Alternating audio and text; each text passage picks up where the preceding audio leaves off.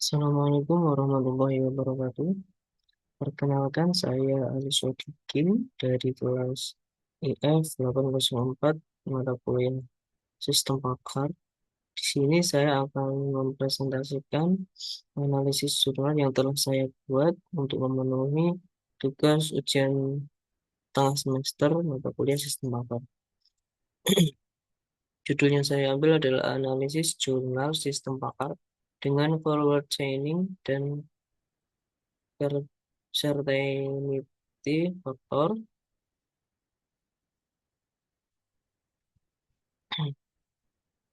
Dan jurnal yang saya ambil yaitu implementasi forward chaining dan certainty faktor pada aplikasi sistem bakar diagnosa penyakit kulit.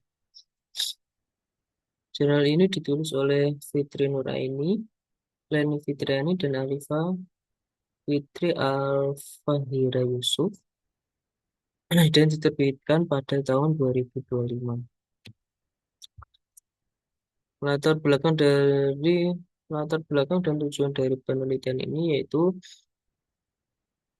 yang pertama adalah karena keterbatasan jumlah dokter spesialis kulit dan tingginya kebutuhan masyarakat akan layanan diagnosis awal yang cepat dan mudah diakses, menjadi alasan utama dari penelitian jurnal ini. Yang kedua yaitu membangun sistem pakar yang membantu pengguna mengenali kemungkinan penyakit kulit wajah sebelum konsultasi dengan dokter langsung. Selanjutnya yaitu analisis metodologi penelitian. Yang pertama, akuisisi pengetahuan yaitu pengumpulan data dan informasi dari pakar penyakit kulit sebagai sumber utama pengetahuan sistem. Dan yang kedua, menyusun dan mengorganisasi pengetahuan dalam bentuk aturan yang mudah diproses oleh sistem. Kemudian yang ketiga yaitu membuat aplikasi yang dapat diakses secara online untuk memudahkan pengguna dalam diagnosis. Yang keempat, melakukan tes pada sistem dengan data kasus nyata untuk mengukur akurasi dan efektivitas. Selanjutnya yaitu cara kerja forward chaining dan certainty factor. Yang pertama, untuk forward chaining, metode ini menelusuri aturan berdasarkan gejala yang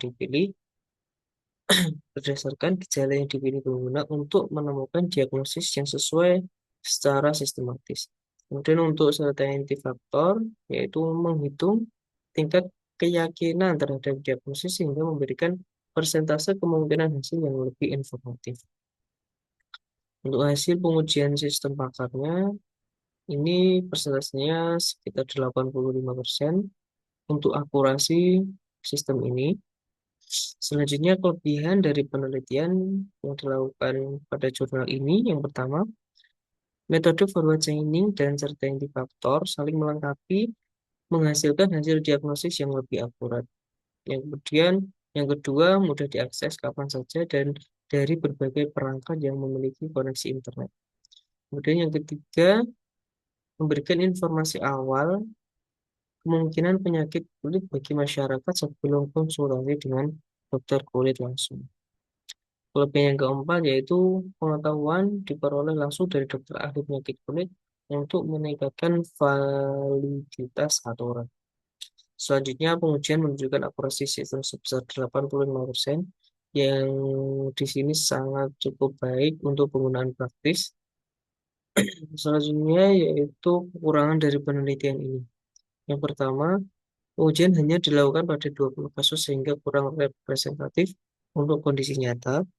Selanjutnya, aturan hanya dapat diperbarui secara manual tanpa pembaruan otomatis.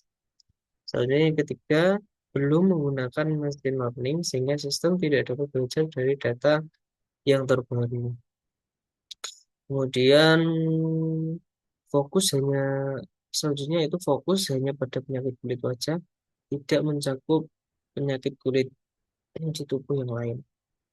Dan yang kelima, masih terdapat kemungkinan 15%, persentase sebesar 15% hasil diagnosis tidak akurat, sehingga sistem hanya ada sebagai alat untuk membantu diagnosis awal sebelum ke dokter spesialis kulit yang